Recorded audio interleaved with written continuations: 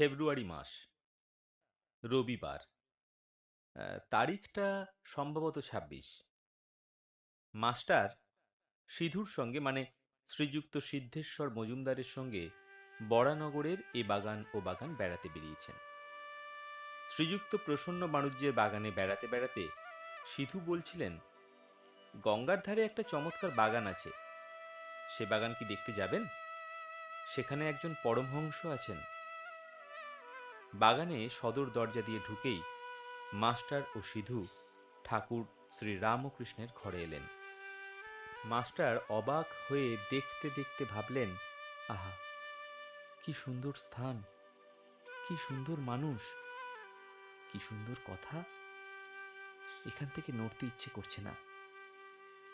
কিছুক্ষণ পরে মনে মনে বলতে লাগলেন, একবার দেখি কোথায় এসেছি, তারপর এখানে এসে বসব।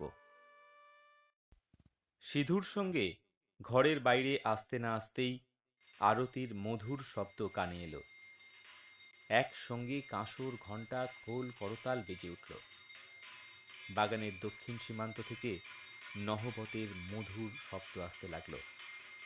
মৃদুমন্দ বসন্তের বাতাস বইছে, সবে চাঁদ উঠেছে। ঠাকুরদের আরতির যেন চতুর্দিকের আয়োজন হচ্ছে। মাস্টার দ্বাদশ শিব মন্দির, শ্রী শ্রী রাধাকান্তের মন্দির ও শ্রী শ্রী ভবতারিণীর মন্দিরে আরতি দর্শন করে পরম তৃপ্তি লাভ করলেন।